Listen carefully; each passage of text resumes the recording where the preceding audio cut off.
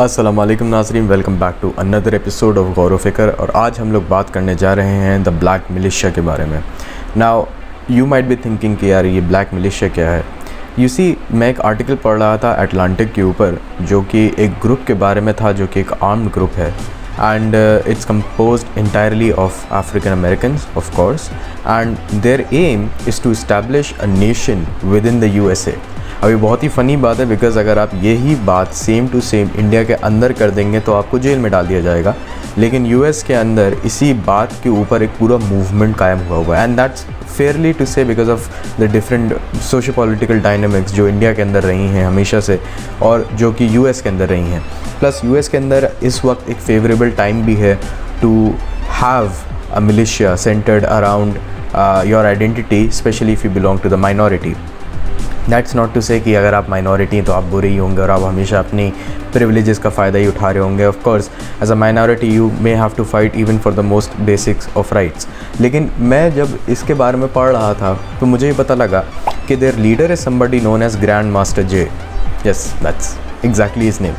और ये साहब इतनी बार मिलिट्री सर्विस से स्ट्रिप हुए हैं, इतनी बार इनको निकाला गया, इतनी बार ये गए हैं और वापस री इनलिस्ट हुए हैं। तो मुझे नहीं समझ में आता कि यूएस का मिलिट्री सिस्टम किस तरीके से काम करता है कि भैया जब आपने किसी इंसान को स्ट्रिप कर दिया तो वो बार बार री इनलिस्ट कैसे हो जा रहा है। आई मीन अगर कोई इंसान वॉलंटरीली लीव भी कर रहा है, मतलब ऑफिशियल स्टेटमेंट जो था वो था लेस देन ऑनरेबल डिस्चार्ज, और मैं इसको एक तरीके से कोर्ट मार्शल होने का एक तरीका समझता हूँ। It's this the nice way of saying कि भाई आपका कोर्ट मार्शल हो चुका है। तो अगर आपको इतनी बार निकाला जा रहा है और फिर आप आर्मी में वापस री इनलिस्ट भी हो रहे हैं, इससे ज़्यादा फ़नी बात यह है कि this guy can go around rounding up people and then also hand them AR-15s। ना आप लोगों को लग रहा होगा कि कहीं ना कहीं ब्लैक पैंथर मूवमेंट से बहुत ज़्यादा सिमिल्टेनियस लग रहा है। And black panther movement, for those of you who do not know, back when US के अंदर सिविल राइट्स मूवमेंट चल रहा था मार्टिन लूथर किंग जूनियर का, तो दूसरी तरफ ब्लैक पैंथर मूवमेंट वाले लोग भी थे who are advocating a more violent approach towards things, Malcolm X being one of those advocates. बाद में जाके these guys they kind of converged हल्के से Martin Luther King and of course Malcolm X. लेकिन उससे पहले तक violent overthrow of the system बहुत ही ज़्यादा अट्रैक्टिव एंड अल्योरिंग स्टेटमेंट था। एंड आई थिंक ये जितने भी आइडियाज़ होते हैं जिनमें हम पूरा का पूरा ब्लेम दूसरे पे डाल रहे होते हैं, जैसे ये जय साहब जो हैं ये पूरा का पूरा ब्लेम डाल रहे हैं वाइट्स के ऊपर। इन्होंने पूरी एक ऑर्गेनाइजेशन बना रखी है NFAC नाम करके। There is a explicit and derogatory word in that, so I am not going to spell out the entire acronym for you, I am just telling you its name is NFAC। लेकिन मुझे लगता है कि ये साहब पूरा का पूरा ब्लेम वाइट्स पे डालने हैं for all the operation that is happened, and I am not denying that there has been operation, alright. मैंने पढ़ा है टस्केगी सिफिलिस केस के बारे में पूरा का पूरा, मैं जानता हूँ ट्रांस अटलांटिक स्लेव ट्रेड क्या था, और मेरी सिंपैथीज़ भी उन लोगों के साथ। If anything I should be biased towards the blacks here, because most of the black people who are actually being traded were actually Muslims, right? From चाहे वो इजिप्ट से आ रहे हैं, चाहे वो अफ्रीका से आ रहे हैं, चाहे वो कहीं से भी आ रहे हैं। It was a really huge slave trade। और कभी कभार अगर आपने एक वीडियो है जो अगर देखा हो या ना देखा हो, सोशल मीडिया पे अच्छा खासा वायरल रहता है, एंड दैट इज़ कि वो सारी की सारी नाम है उन सारी शिप्स की जिनके अंदर स्लेव्स को ले जाया जाता था।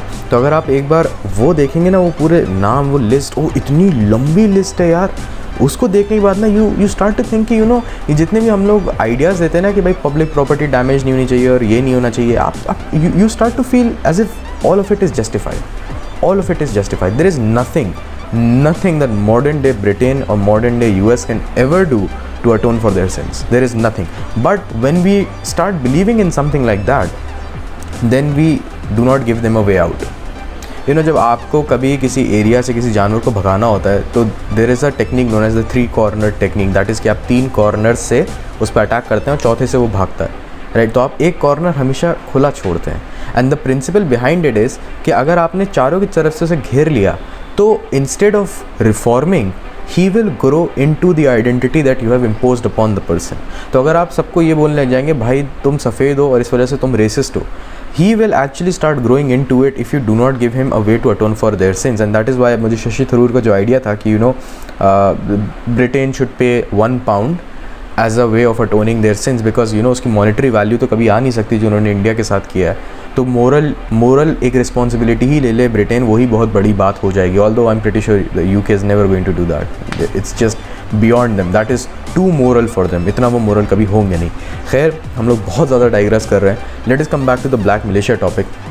ब्लैक मिलिशिया के अंदर साहब ने पूरा जो है एक ग्रुप बना रखा है लोगों का।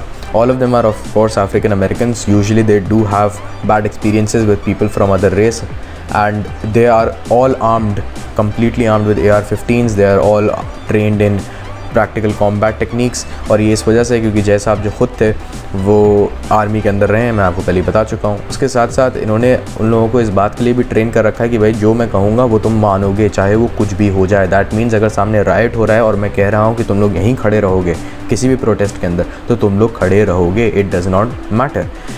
इसको अगर आप थोड़ा सा ऑन द कॉन्ट्रेरी देखेंगे प्राउड बॉयज़ को लेके, राइट, आपने प्राउड बॉयज़ का नाम सुना होगा, द वाइट सुप्रीमेसिस्ट गैंग पूरा का पूरा, जिन्होंने एक तरीके से कैपिटल हिल पे अटैक भी किया था यूएस के अंदर। उनसे और इनके बीच में बहुत बड़ा डिफरेंस है।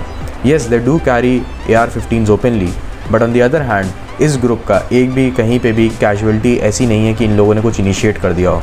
एक दो डेथ्स हुई हैं इनके ग्रुप में, but that was an accident actually, जहाँ पे एक मेंबर ने गलती से गोली खुद ही पे ही चला दी थी। That is a completely different thing, alright. So even though जय has not had, he does not have like a very strong track record of doing anything violent with his group.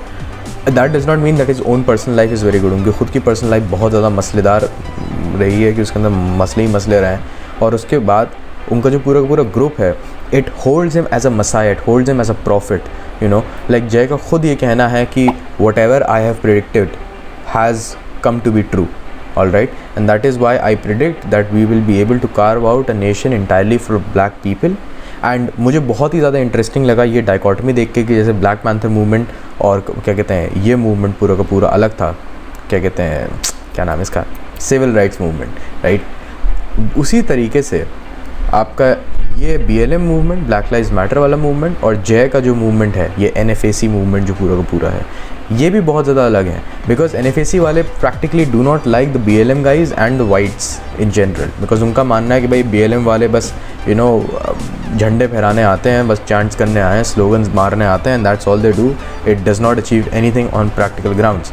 And in a way you can sympathize with that because you do understand कि India की history के अंदर भी ऐसे revolutionary ideas रहे हैं। In fact पूरा का पूरा जो सूरत स्प्लिट हुआ है 1907 का, वो इसी बात में तो था, moderates versus extremist with in the Congress itself, right. So you do kind of appreciate the ideas. लेकिन बात यह है कि अगर ये रिफ्ट बढ़ता गया, अभी मुझे और आपको ये सुन के बहुत अजीब लग रहा है कि हम जब भी NFAC जैसे ग्रुप्स को या प्राउड बॉयज़ जैसे ग्रुप्स को देखते हैं तो हमें बहुत ही अजीब लगता है कि यार ये लोग कितना ओपनली एडवोकेट कर रहे हैं वायलेंस के लिए।